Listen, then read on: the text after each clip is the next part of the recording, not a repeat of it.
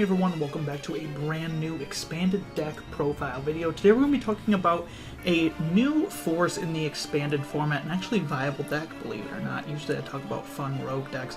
I would say this has a certain degree of viability depending on the meta you're playing into. We're going to be talking about Zoroark V-STAR here, and I knew this would be good in expanded the second I saw the card, because this card is almost just made for the format.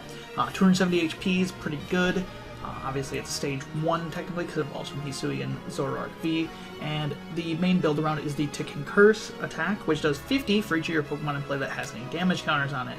So this can be manipulated in ways, but essentially we want to get all of our Pokemon to have damage counters on them, and we can KO literally just about anything. We're doing up to 450 damage, which KOs almost anything in the expanded format. There's very few exceptions, other than completely immune Pokemon. But it's also great because of its V-STAR power Phantom Star, which allows you to essentially use 2 supporters a turn. During your turn, you may discard your hand and draw 7 cards. Just an absolutely incredible V-STAR power. Really makes the deck go. You can really play aggressive and get those turn 1 hits in. I wouldn't say it's as consistent as getting the turn 1 hits as other basic decks, such as like Volcarona V and Serena at getting that turn 1 hit. It's a lot easier when you have a basic, but this is a pretty strong deck for my playing on the expanded ladder, and I've had a lot of fun playing it. We do have a pretty decent V here as well. Worst case scenario, the second attack is almost useless, but we'll talk about it. 130 movement energy from this Pokemon to one of your benched Pokemon.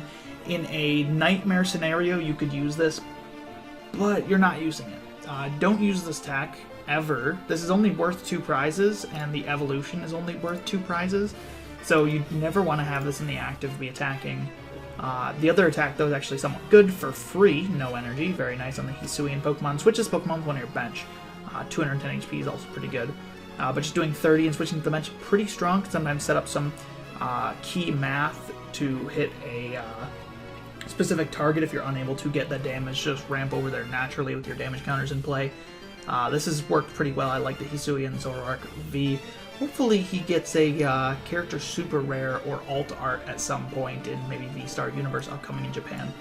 And how do we get damage counters into play now? Obviously that's all fine and good. We're going to be hitting like 300 damage. How do we get those into play? Well, we have a few ways of doing that. One of the main ways is this Gengar. We play 4 copies of this. Gengar from Lost Origins. This is the main like kind of package they tried to sell when they made this set, was Gengar with Hisuian Zoroark, and it's still quite good and expanded. Netherworld Gate. Once during your turn, if this Pokemon's in your discard pile, you may put it onto your bench. If you do, put 3 damage counters onto this Pokemon. And we actually do have an energy for the attack, so we'll talk about it. Put 2 damage counters on your opponent's active Pokemon for each of your opponent's benched Pokemon. So it's quite good for just if your opponent takes advantage of your Sky Field, because, spoiler alert, we're playing Sky Field, then you can take advantage of that by just hitting them for up to 160. Generally, you're just going to be using this to finish KOs or take down single prize Pokemon, so Gengar's been pretty good. I like Gengar.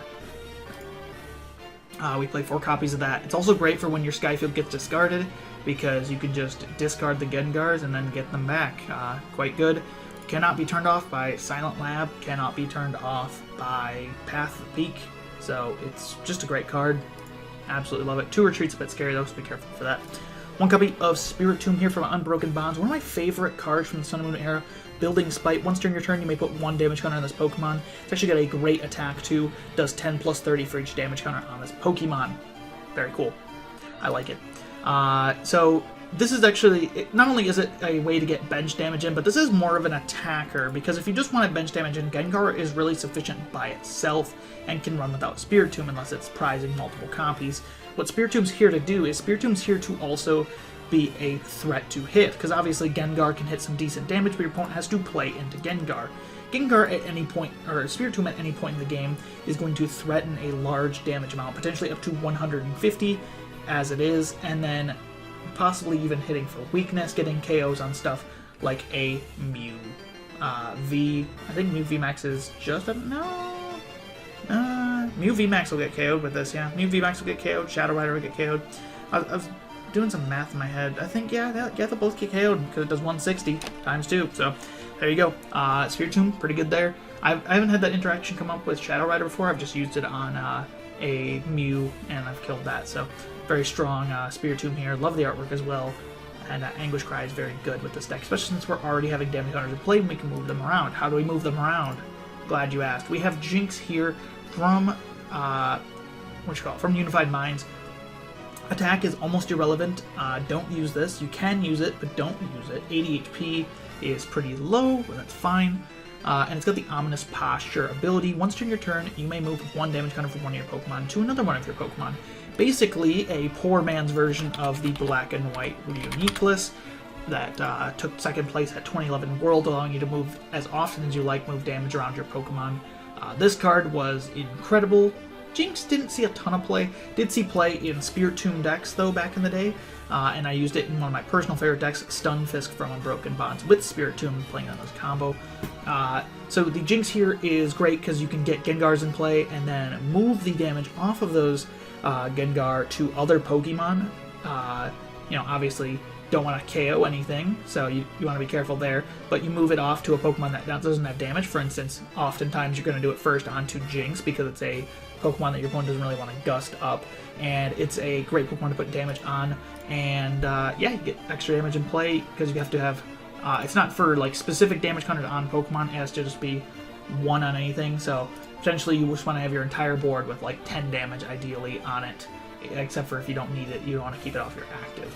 One of the neat benefits that have actually happened while playing with this Jynx is that it's a pseudo-healing card, which is very cool. If your active Zoroark has some damage on it and you have your board, well, either you don't have your board set up or you have your board set up, you can actually use Jynx to act as a mini potion and move damage off of the Zoroark to bench things that your opponent doesn't want to KO, like Jynx or Gengar. Obviously, be very careful with this. If your opponent's playing something like a spread deck or something with Mew from Unbroken Bonds, don't let them get a KO off of that. However, you can use it to heal your Zoroark, and I have had a case where that kept me out of range from a Giratina V on the expanded ladder. Its Shred did 160, and because of the 10 damage I had moved off with my Jynx the previous turn, I actually had 170 left and lived the hit, so it is very relevant. Very good card, Jynx. I absolutely want to. If you're not going to play two, play one in a scoop-up net, but you don't want to go without two, personally. One copy of Alolan Grimer here. We played this because it's an Alolan Grimer with Collect. You can use the attack, don't worry about it. It's just for Collect, and it's just to evolve into Alolan Muk here with the Power of Alchemy. Each basic Pokemon in play, player's hand, and in player's extra pile has no abilities. Now this seems kind of counteractive, because as you're going to see, we haven't even got to the part where we have all the basic abilities, but this deck has a lot of basic abilities. But the great thing about this deck is that you're throwing a lot of your basic abilities early. Jynx is obviously something you're going to use throughout the game, and Spiritomb is obviously something you're going to do throughout the game, but all of these turn and burn cards we play, Dedenne, Crobat, Tapu Lele, Exeggcute to a less extent, but all these like abilities that we use that are basic Pokemon are a little bit more one and done, and I'm not worried about blocking them as hard. Now you're not going to use Alolan Muk in every matchup. You're not going to just like put it into play every game because it's only good against specific decks. You want to use this against decks that really rely on their basic abilities. I faced a deck using Team Up Jirachi on the expanded ladder, and shutting off the abilities there was like almost game winning in that moment. Muk was great. A lot of decks though, you don't want to set them up though, because it's going to end up hurting you more than it hurts your opponent, and you don't really want to set it up unless it's going to be like the thing that just auto wins you a game. You don't want to set it up against decks that would, if you don't have your board set up, and they would take advantage of that. Like if you don't have your damage counters where you want with Jynx yet, you don't want to be putting Muk into play unless it's winning you the game then and there. But very good, obviously turning off basic abilities is going to turn off your opponent's Dedenne, Crobat, Tapu Lele. You're going to turn off your opponent's Exeggcutes as well. Lots of decks use basic abilities to survive. I'm thinking like, I mean, the first thing that comes to mind is the Cast Form deck, but that's not a good deck. Volcarona uses things like Volcanion GX, and there's lots of basic abilities in something like an A Dragonite, a Tapu Koko Prism, a Dedenne in there are very strong, and a Zeraora GX, stuff like that. Alolan Muk's been very good. I would not play without it, though if you prize it, it's a little bit painful. One copy of Dedenne-GX, speaking of, with its Day-Day change. When you play it from your hand into your bench, discard your hand and draw 6 cards. Very, very good. We need to turn and burn. We need to hit these combos so we can get that damage in fast. One copy of Crobat V. I have the new trainer gallery one that quite like. Dark Asset ability. When you play it from your hand into your bench, you may draw cards until you have 6 in hand. Another card that we're playing just to throw down and grab cards. 2 copies of Tapu Lele with the Wonder Tag ability. When you play it from your hand into your bench, search your deck for a supporter card, reveal it, and put it into your hand, then shuffle your deck. We're primarily searching one supporter, but I'll talk about that in a minute. The main thing that's great about Tapu Lele, though, over Jirachi in this case, is that Energy Drive is an actually good attack. You do 20 damage times the amount of energy attached to both active Pokemon. This damage isn't affected by weakness or resistance. I have actually used this attack to take a KO before, because you don't always want to throw up a Zoroark if you want to save it for later. So, Energy Drive, pretty good in scenarios where it's taking a knockout guaranteed. So I have used this. I think it was against a Neo Lost March playing the Comfy engine, and I used it to take a KO on the Cottony that came up. So that was an interesting deck to face for sure. I was able to win that. The reason you play 2 Tapu Lele is because you're really worried about searching supporters. So 2 is definitely good. If you do run the net, you could play a 1-1 split with Jirachi EX. Jirachi EX has the same ability, essentially, as Tapu Lele, allowing you to search your deck for a supporter card, reveal it, and put it into your hand. Same deal, so if you play net in this deck, I would definitely play the Jirachi so you can clear it from your field, take away a liability, and give yourself more bench space in one go. This deck does struggle with bench space. You're going to realize with all these liabilities, they're not always going to have the bench space to put 4 Gengars in play, and 4 Gengars and have Jynx, right? So be very careful with this deck. You can sometimes ruin yourself just by overbenching. You never want more than 2 Zoroarks in play, I'll let you know that, and yeah, just be careful. 1 copy of Exeggcute here, another reason to run net, I suppose, if you want to run it. With 30 HP, irrelevant. We don't want to have this in play at any time. Hopefully we don't start it. With the Propagation ability, if this Pokemon's your discard pile, you may put this Pokemon into your hand. We have a lot of discarding cards in this deck, and we also play Ultra Ball and Battle Compressor. So, you know, it synergizes pretty well. You potentially cut this if you don't like it. I should clarify, actually, I didn't at the beginning. This list is from Jake Gearhart, but I changed some things around. So I guess I'll talk about one of the missing pieces right here, is that he actually played a Seismitoad EX that I took out. Seismitoad, there we are. Seismitoad is the Quaking Punch. Your opponent can't play item cards from their hand for a DC does 30. One of the things that I found out with Seismitoad pretty fast is that I wasn't getting a lot of use out of it, and it was games where I started it felt really bad. Games where I benched it so it didn't get discarded felt really bad. And there's only about 3 or 4 times where it actually came to use. Trust me, if you have Alolan Muk in play and you hit for Quaking Punch, you are destroying some decks, and it is absolutely incredible. However, other decks, you just don't like Seismitoad. It's an easy KO if you bring it up with the active. A lot of decks, like I was playing against a Volcarona deck. Played against a lot of Volcarona when testing this deck, ironically.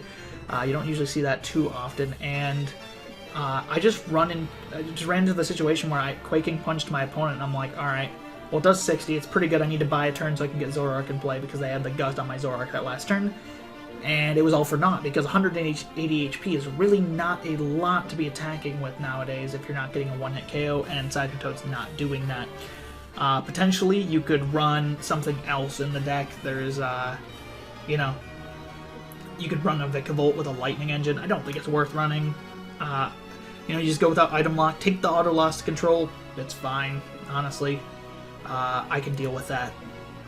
We have 3 copies of Presser's Research, is another thing that diverts from Jake's list. He played 2, I played 3. Discard your hand, draw 7.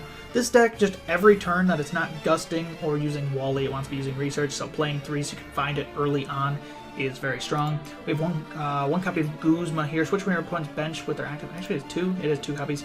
Switch your opponent's bench with their active, and then you switch your active on your bench. Good for getting out of potential situations where your opponent can try to stick a Gengar in the active. I have had that come up before, because 2 Retreat is a bit thick for a deck that only plays 2 Float Stones, and also just allows you to gust whatever you want and KO. 2 copies plays pretty fine. You could even go down to 1, but I don't want to have to prize it and not worry. I don't want to have to worry about prizing it and not being able to get it. 2 copies of Wally. Search your deck for a card that evolves from one of your Pokemon, excluding Pokemon EX. Put it onto that Pokemon. This counts as evolving that Pokemon. Shuffle your deck afterward, and you can't play this card, or you can play this card rather during your first turn or a turn that the Pokemon was put into play. This card should be banned from Expanded. I don't know why they decided to unban it, but here it is, proving again why it should be banned. Because it can get Zoroark into play turn 1, and you may be like, oh, well, I'm getting my Zoroark into play turn 1, you know, but I can't use a supporter now. That kind of sucks. Okay, but yes, you can. You have Phantom Star and Dedenne and Crobat to draw cards. That's what's so good about this deck. Despite the fact that I'm using Wally for my supporter for turn 1, I can still draw, like, up to, like, 20 cards out of my deck. Just out of raw draw, not even mentioning searching and the like. Wally is very strong. This card should be banned, but it's not, so we're going to abuse it. We have one copy of N here from Noble Victories. Jake played 2 N in his list over, and then 2 Research. I play 1 N because I don't think N is that great and expanded right now. But it's worth having, so you want a supporter in your deck where if you have a hand of absolutely, I cannot discard this kind of cards, you can, you know, have a card to get that back in, but you also want to have an option for potential hand disruption. By the way, that game where I faced Volcarona and Quaking Punch them, end to 2, and item lock and basic ability lock, and they still got the KO on the size of a Toad. It's not worth it. Also, N is a lie. But you potentially want that hand disruption late game. If you have your whole board set up, you really don't need that many cards, so you could just end your opponent to like 2 cards and yourself to like 2 cards, and just hope your opponent doesn't have it. Honestly though, Barney might be better. I haven't tested Barney in here. I do like playing N just because N is my favorite full art supporter of all time, but 2 copies was not at all good. You only need 1. Half the time you don't even play N in games. We've got your Pokemon Ranger here, remove all effects on each player and his or her Pokemon. I guess I didn't explain what N done. Each player shuffles his or her hand in his or her deck, then draws a card for each of his or her remaining prize cards. So if I have 5 prize cards, my opponent has 3 prize cards, we each shuffle our hands, I get 5, my opponent gets 3. We have one copy of Pokemon Ranger. It removes all effects on each player and their Pokemon. I wish they'd use the their term before his or her. His or her is hard to say in fast succession, as you may have noticed me stuttering over that. So this is for ADP, also for item lock. If you're facing a deck that's trying to item lock you, don't like that. Item lock's bad. This deck has items, especially early on. And it's for Altered Creation on Arceus style Poké-GX, and it's for Shadow Rider Shadow Mist, because if your opponent just gets rid of your energy from play, this has been a real cheese play that Shadow Rider players have been doing, is they've been playing Enhanced Hammer in their deck, so they'll get rid of your energy in play on like turn 1 going second, and then just start to Shadow Mist if they're not getting their Gengar play off, and then they'll just set up behind Shadow Mist where you can't deck energy until you get the Ranger, so you want to have Ranger there to get rid of that as well. That's been a really common thing lately I've run into. 4 copies of Quick Ball here, best basic search and expanded. Play it only if you discard another card from hand. I hate that wording. Search your deck for a basic Pokemon, reveal it, put it in your hand. It should really just say discard a card from your hand, search your deck for a basic. Sword and Shield added way too many unnecessary words onto these cards, which is kind of strange. Just allows you to search a basic Pokemon. Obviously, most of our deck is basic. Everything except for Zoroark, Gengar, and Muk are basics. And a lot of times you want to be searching basics because your basics are your draw Pokemon like Dedenne, Crobat, and your utility like Jynx, and getting a second Zoroark in play is always good.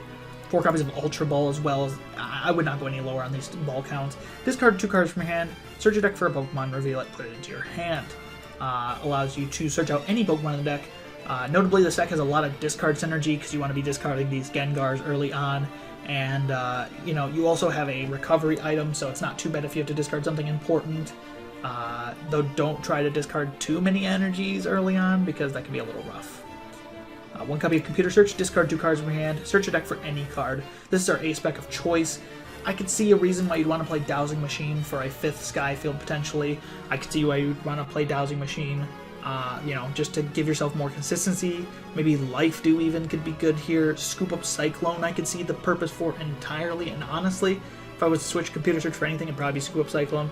But Computer Search is here because your deck is a deck that wants to turn 1 get a huge combo off, so you really want that search consistency of Computer Search that it gives you.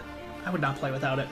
I guess if you don't have an A-spec, then you don't have a choice, you play without it, but you know what I'm saying. 2 copies of Battle Compressor here. Search your deck for the 3 cards and discard them. Shuffle your deck afterward.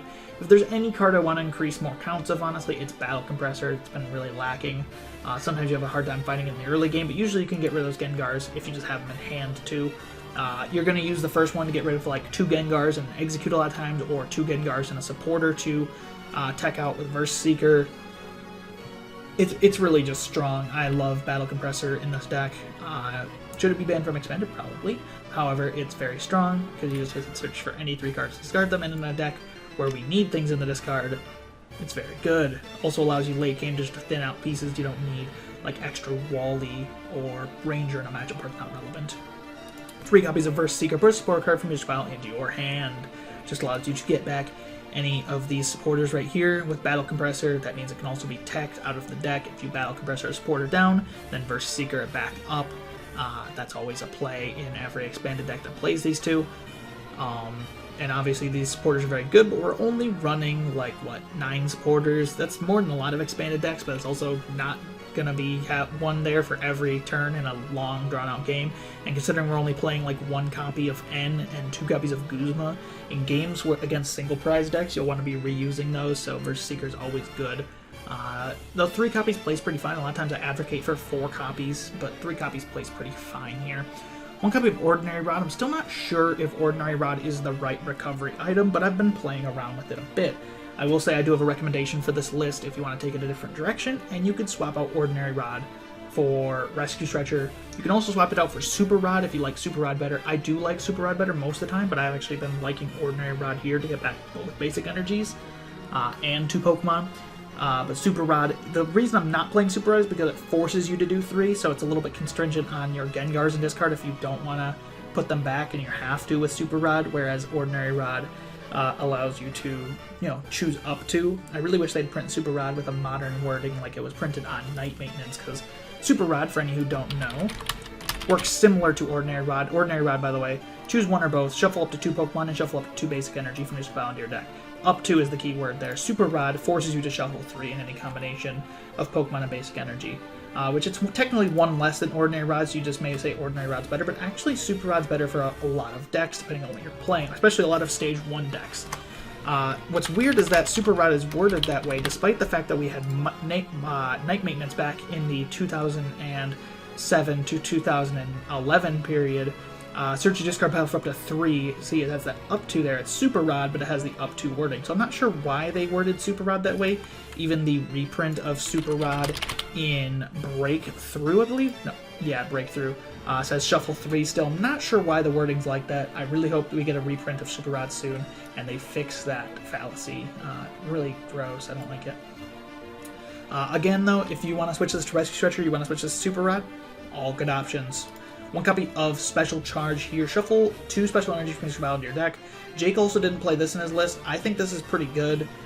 Just allows me to get back energy. A lot of times with your deck, you're going to be discarding a lot of early on energies, and you only play 6 Special Energy for your Zoroark, so you want to have an out to getting them back, and I don't want to play Roseanne, so this is what we got. Plays pretty fine. 2 copies of Float Stone. This is another card that you can potentially increase. The Pokemon this card is attached to has no retreat cost. You definitely want a Float Stone in play so you can pivot, especially if you don't have a second Zoroark just set up. You want to, maybe have your Jynx with the Float Stone on. It's a very good card. 4 copies of Sky Field here. Each player can have 8 Pokemon in his or her bench, and then obviously when it leaves play, you can only have 5. So this allows you to get up to 9 Pokemon in play, meaning your damage cap goes up from 300 to 450. Really, really good card. Also allows you, when the Sky Field is discarded, you get to remove all of your liabilities you don't want in play. So if your opponent discards your Sky Field and your bench is like, I don't know, like 3 Gengar, Spiritomb, Jynx, Grimer, and like a Zoroark, and then 2 liabilities, you're going to discard the liabilities and then like a Gengar out of play, and that, you're happy with that because you're like, oh, sweet, all my 2 prize liabilities you'd want to KO for easy wins are gone. Cool. Those are gone now. Absolutely play 4 because you want to find it early on. Potentially, if you're really worried about finding it, you could play a Stadium Nav. For anyone who's not familiar with Stadium Nav, it is a bit of an uncommon card to see, but you flip 2 coins for each head, search your deck for a Stadium card, and be able to put it in your hand. I don't think Guzma Hollow is the answer because you usually want to turn 1 and you can't play Guzma Hollow and Wally in the same turn. But Stadium Nav could potentially be an answer to your problem if you're just really worried about finding the Sky Fields. Usually I'm not too worried about recovering Sky Fields. 4 plays pretty fine. Again, if you want to play Dazzle Machine to guarantee you have a 5th, hasn't come out too much. We have 4 copies of DCE here. Provides 2 colorless energy. Absolutely great card, obviously. Just incredible. Pays the Zoroark's attack in 1 go. Also, notably pays Tapu Lele's energy drive, like I said earlier. Doesn't pay the attacks of our 2 tertiary attackers, the Gengar and the Spiritomb, but 4 copies is absolutely right here. And then we have 2 copies of triple acceleration energy. So we have 4 copies of DC, and then I like calling this 3 CE. It can only be attached to an evolution Pokemon, so only your Zoroarks or your Gengars, but Gengar can't use it, so it's only Zoroark essentially. It provides 3 colorless, but then at the end of your turn you have to discard it from play, so a little bit unfortunate there, but it's playing as a 5th and 6th energy, because I'm not really comfortable playing only 4 and getting them Faba'd. So it plays pretty well having that, and we don't really play like Energy Lotto or Guzma to search out energy, so it's nice to play a decent 6 count. I like that quite a bit. Now I played 2 cards here, and you could argue which attacker you like better. Maybe you could switch it over to a 2-0 of either energy count, or an idea that I've had that I haven't tested at all is you could switch it over to Rainbow, and in that case I would definitely play Rescue Catcher over Ordinary Rod if you do that. Well, that popped up. We play 1 Psychic and 1 Basic Dark, and Dark obviously plays the Anguish Cry on Spiritomb. Uses this less than the Psychic one in experience, but in matchups where Spiritomb's good, it is very good. One of the things that would help with the Rainbow energy, though, is that it would actually make your damage go up when you place it on Spiritomb, and it would be a more effective way to come in with building Spite at an earlier point in the game. 1 copy of Psychic is obviously for the Screaming Circle. That's what a weird attack name, which is obviously very good. Again, if you want to put 2 Rainbows in here, now that I have a Special Charge in my list, I'm considering it really. Special Charge I've only added like maybe 5 games ago with this deck. I've only tested a few games, but Special Charge is good though. But, you know, I'm still working with the list a little. It's not perfect. It's just a fun deck. Obviously, if this deck ever becomes meta, Sudowoodo will just come back and haunt your dreams, because if you don't have Alolan Muk, Sudowoodo is just ruining your deck completely. We do not like that Scary Tree, for anyone who does not know. Sudowoodo, also Parallel City is scary too. Sudowoodo has the Roadblock ability that prevents us from having more than 4 bench Pokemon. Just an absolute killer in decks like mine that play Sky Field. I hate this card, I'm going to be real with you. It's not fun to play against, and then there's also the Parallel City. So I don't think this deck's ever going to become truly meta game defining, because these things, it doesn't say it because it's upside down here, but it limits whichever side this is facing to 3 bench Pokemon. So yeah, those are scary. It's a lot of fun. This is never going to be a meta deck, but it is quite fun to play if you just want to like grind some really quick games. This deck plays a lot of games in like 4 turns or less, similar to the way that Volcarona and ADP Dragonite play, where they're just blowing damage out of the gate, immediately just one-hit KOing everything in sight. This one does take a lot more tact than those decks, because you can't just find Tag Goal and have your turn 1 combo set up for you like ADP Dragonite, and you can't just, you know, discard Fire Energy attack on anything. You do have to be careful. Bench management's more of a thing, and you know, you have some more tack in your deck with the Alolan Muk. So it's a little bit of a higher skill cap than those decks, I will say, because you can definitely play yourself. But it's been a lot of fun. If you want to test this card, I know it's very good in Standard right now. People have been playing it a lot too. Still a lot of fun in Expanded. I'd say it's about just as good results-wise for the deck. So give it a try. Maybe you can make a better list than I can. This is just me working with Jake Gearhart's list and changing a few things. So thank you once again to Jake Gearhart for the list and for making Pokegear.app. Obviously, I changed a few things from his list, but thank you for Pokegear.app. It's definitely been a blessing for showing these lists off. Yeah, give it a try.